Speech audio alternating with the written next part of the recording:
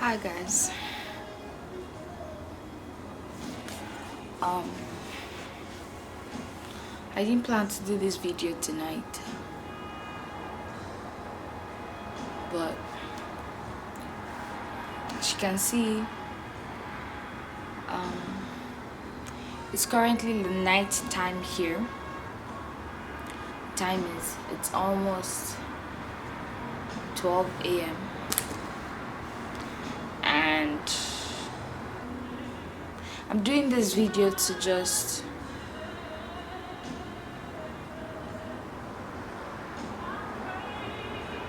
I think talking about it will make me feel better. So I lost my dad on Easter Sunday. It was very unexpected and sudden.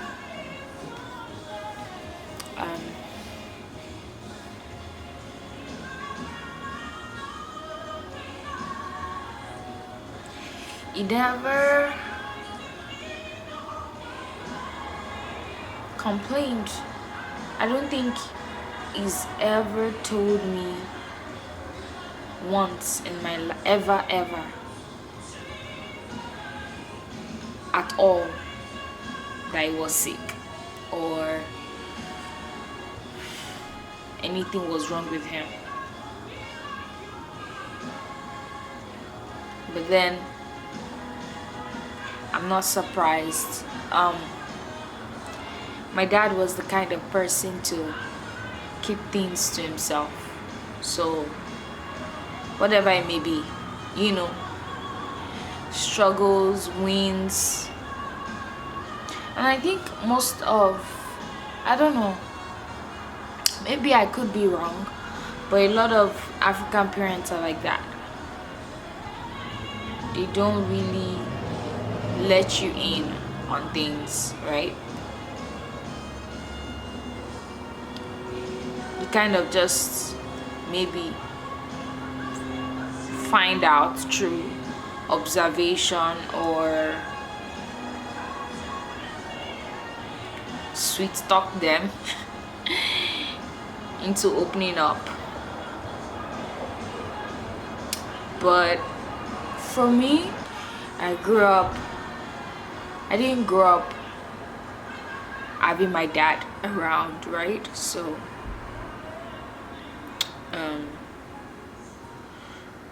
struggle of that's one of the struggles of having parents that are divorced, right? Sorry guys, I don't know why I'm crying. Nevertheless, I still remember the first time I met him.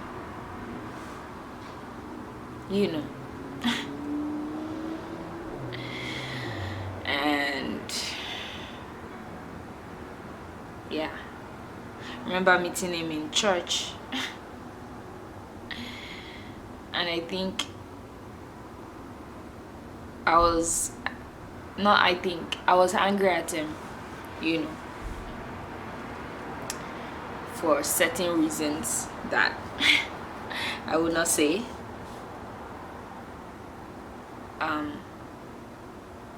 But maybe I should say I was angry at him for his absence, right?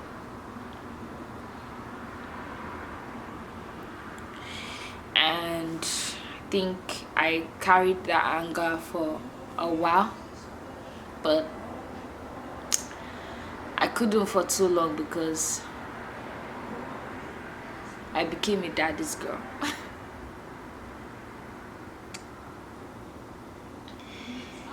I didn't grow up a daddy's girl, but after meeting him, I became a daddy's girl. I mean, after I met him, I didn't live with him straight away. I was still living with my mom, so but I remember that I would see him every Sunday. I was always eager to see him.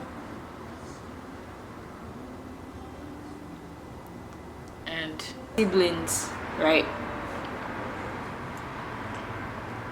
Whenever they wanted to get something from him, they will send me, because I just had a way of getting something from him, anything, money, mostly money, or if we wanted him to buy something for us.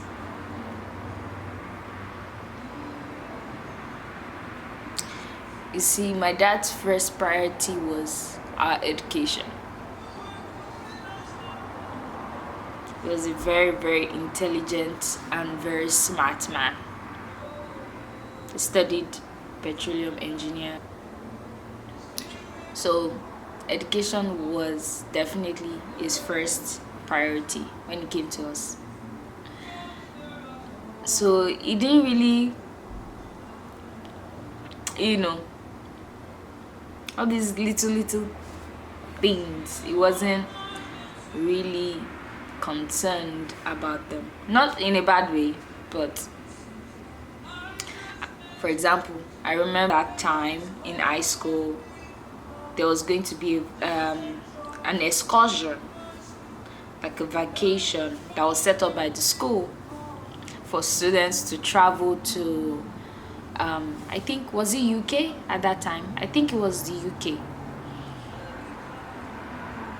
And I think this was around maybe 2010 or so. And I was so excited, and I told my dad. I think in Naira it cost like 300k. And I told my dad I really wanted to go for this excursion. And was like, okay. It's so funny because when you tell him something, he'll be like, okay, I've heard you. But I always knew at the back of my mind that it would take his time. I remember him saying, okay, I've heard you. I'll think about it. And I was not the very patient kind, okay? So I would bother him, I try to remind him. I remember bothering him, reminding him, oh, the excursion is coming up, you have to pay up, this is how much it costs. And he just told me that, Moyo, don't worry, when you travel out for your education, you get to explore places. It will not be a problem. But for now, that's not important. I'm like, bruh, can't a girl just have some fun?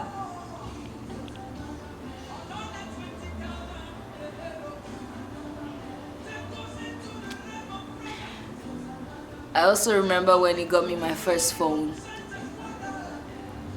One Nokia 9710. So crazy, I remember it. When I wanted it, it was when it was new, popular at that time. I really liked the phone. And I told him.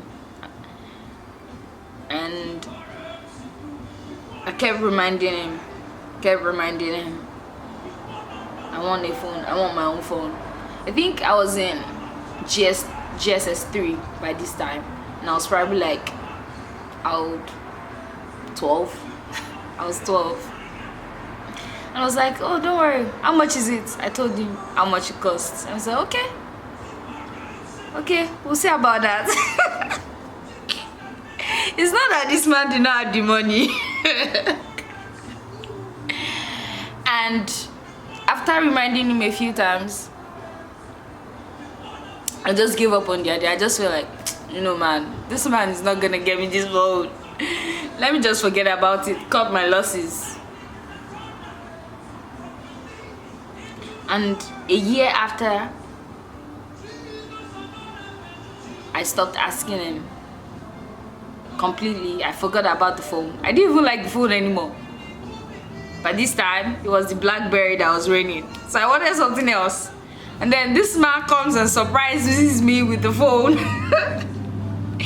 Of course, I appreciated it, but I was just like, now I want something else. I leave that? So, but I was happy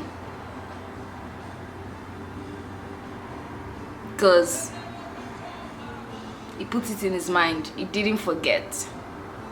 He just did not buy it when I wanted it. He bought it when he was ready to buy it for me.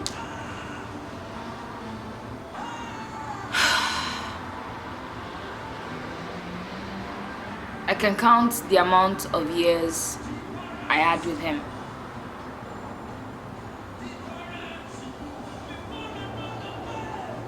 Right?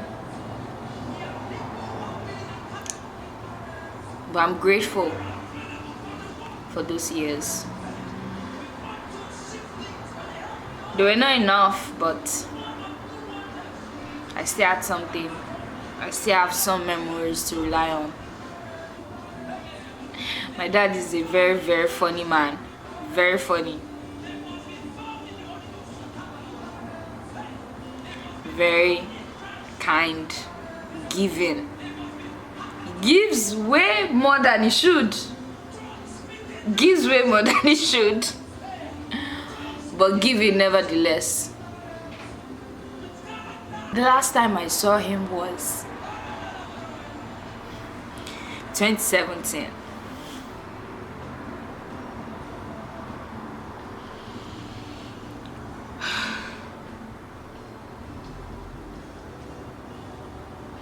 I'm supposed to be graduating soon, and my graduation, it was so excited. We were talking about it.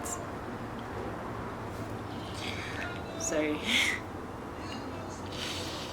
Was so excited to come for my graduation. And he's going to miss out on that.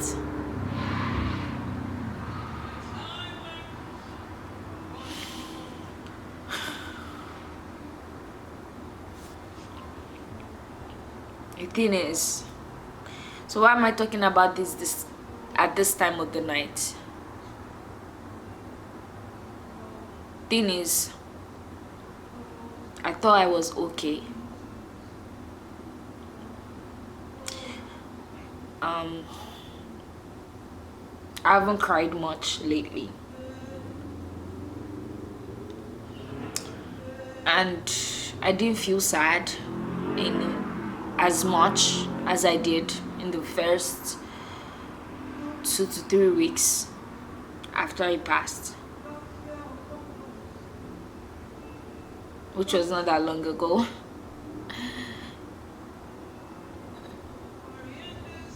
So I thought I was fine. I thought I was feeling much better.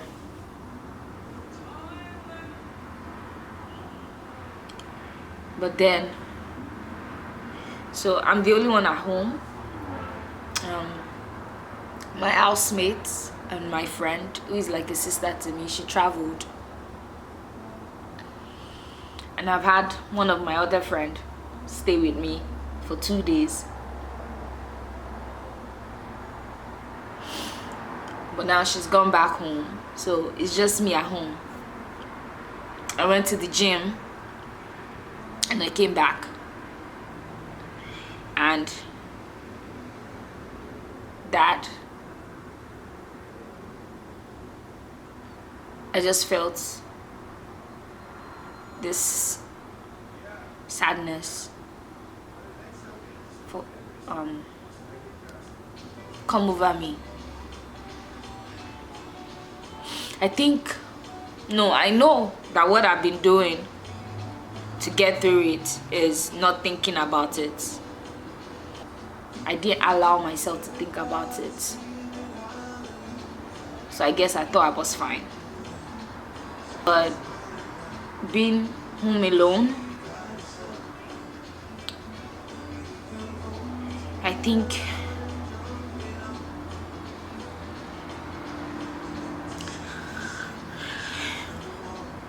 I just had that realization again.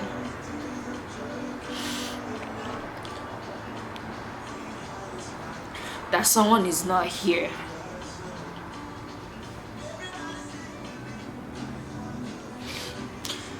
couldn't even go for his burial.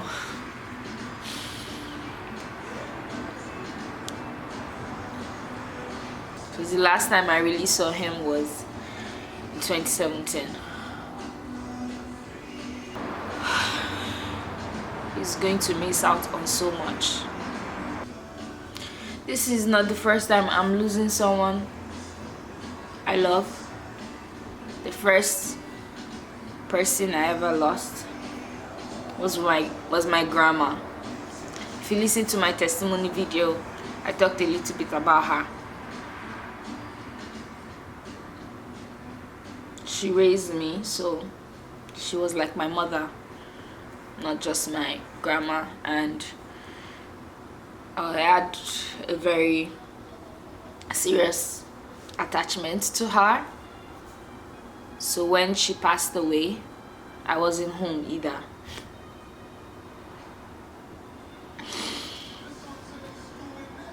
You see, this is one of the hardest thing about leaving your home, where you come from, seeking a better life overseas, outside the country. Because then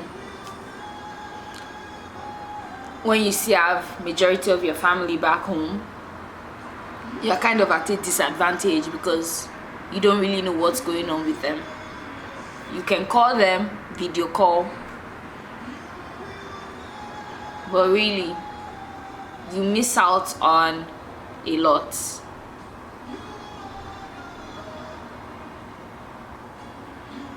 Because really, the truth is,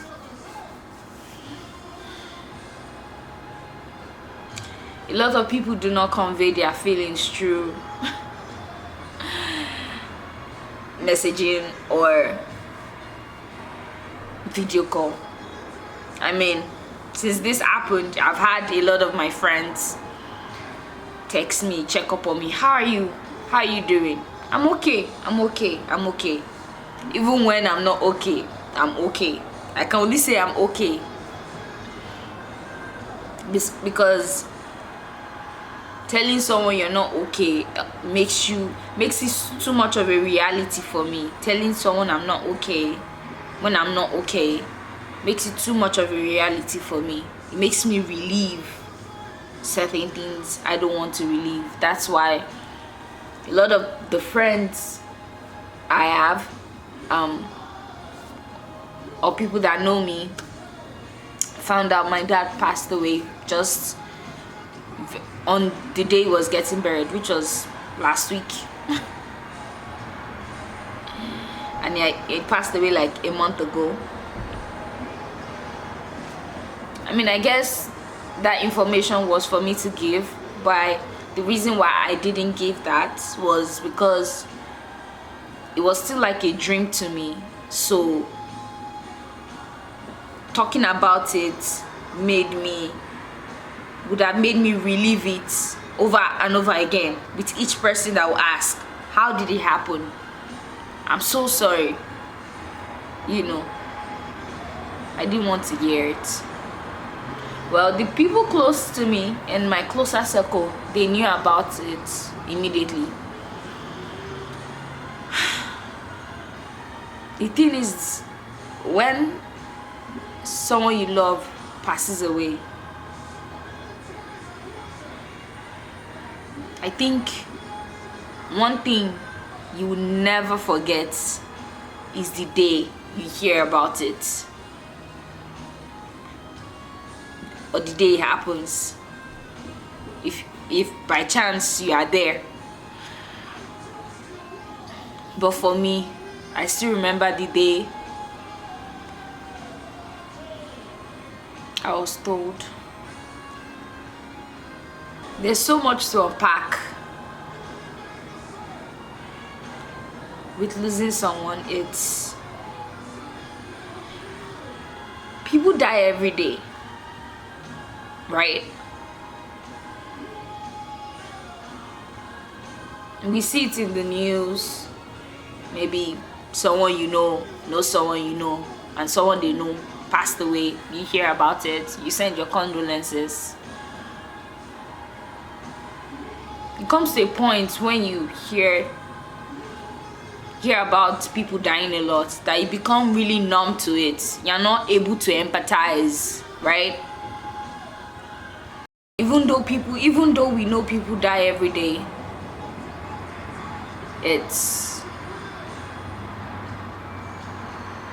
you don't really think about it happening to someone close to you. You never consider it. Nobody goes every day thinking, oh, I might lose someone today, right? Like, and when it does happen, it's like, damn.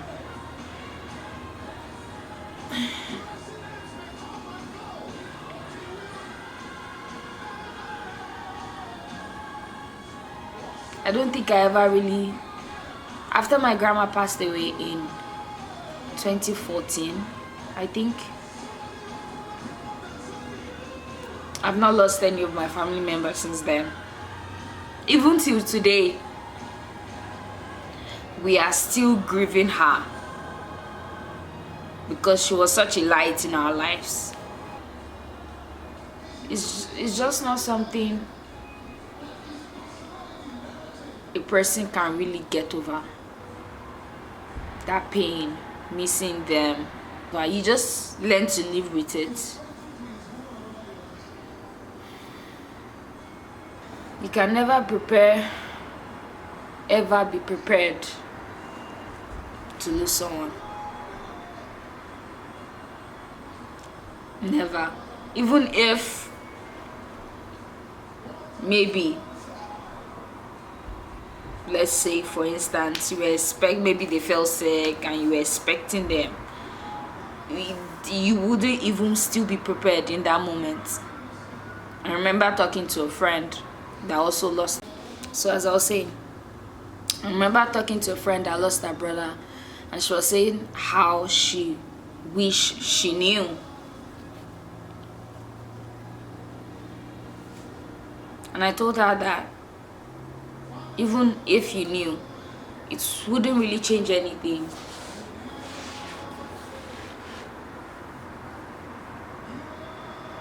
Because you still not be prepared. Even if they told you maybe yesterday that, oh, someone you know, someone you just saw yesterday is going to pass away tomorrow.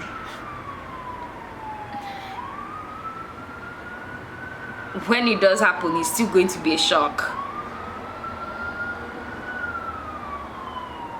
Funny story. Not so funny, but I'll tell you guys this.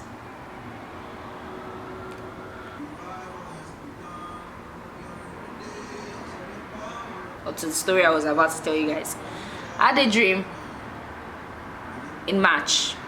So this was a month before my dad passed. I had a dream he passed. And it was so surreal, so real. And I remember crying in the dream. And I woke up with the same emotion, crying. And I rejected it, I rebooked it, because when you have a negative dream like that, that's what you should do. Rebook it, reject it, cancel it, you know? But I was scared. And I remember begging God. I was like, please give him more years. I was trying to negotiate with God. Because I then thought about that guy in the Bible, you know, the king. I don't really remember the details. But there's someone in the Bible that was informed that he was gonna die. And he begged God to give him a few more years, maybe 15 years, and God listened. So when I was praying, that was what came to my mind. I'm like, if I ask God to give him more time, then it should be fine. And then I prayed for my dad after I had that dream. Did what? Oh, did the kind of prayer I knew how to pray, you know. And I felt at peace. I felt relieved. I almost even thought I heard God say, okay, I'll give him more years. So I was confident. I was so confident to the point that I didn't worry about that dream anymore, and I forgot about it. Then the day I was told Easter Sunday, it passed. I was told on Monday.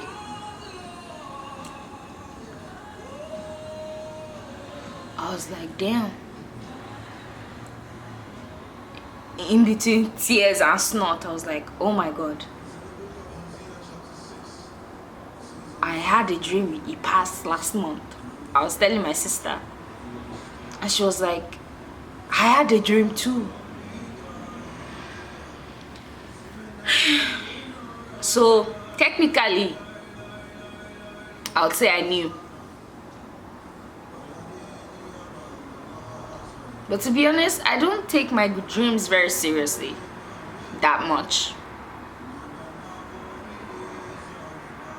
But I know I did pray for him continually.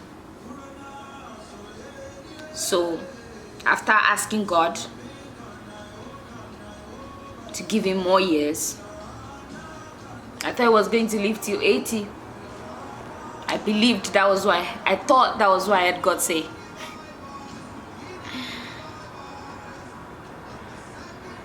So when it happened, I was very hurt, obviously.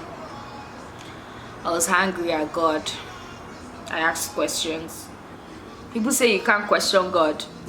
I question God. Shoot me. Not that I question his judgment, but I ask questions. So I don't question him out of pride, thinking I know the answer. So there's a difference. I was angry. I was like, why? Why? I thought he said this. I thought he said he would live longer. That was one of my conversations with God. I mean, 61. He passed at 61. 61 to 80. Minus that.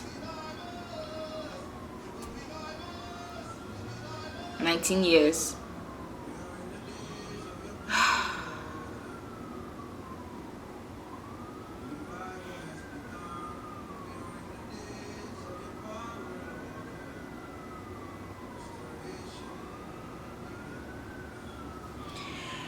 At least if I had 19 years, I would have had more opportunities to build more memories with him.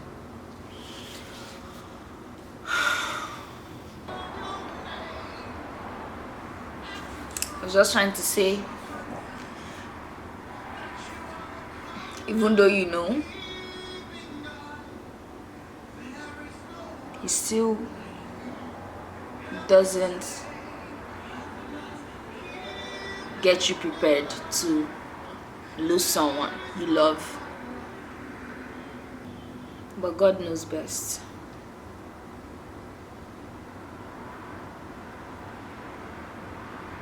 God knows best.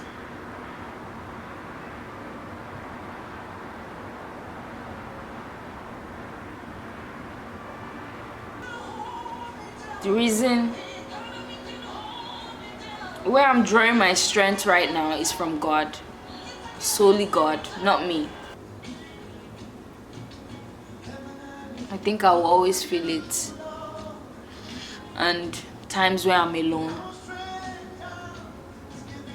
I'll cry, just like I did tonight. And I decided I'll end up coming to talk about my feelings on camera. And I look like this, but it's okay. I'll do a part 2. Thank you guys for, if you stayed all through, watched me talk about my feelings. Thank you. But yeah,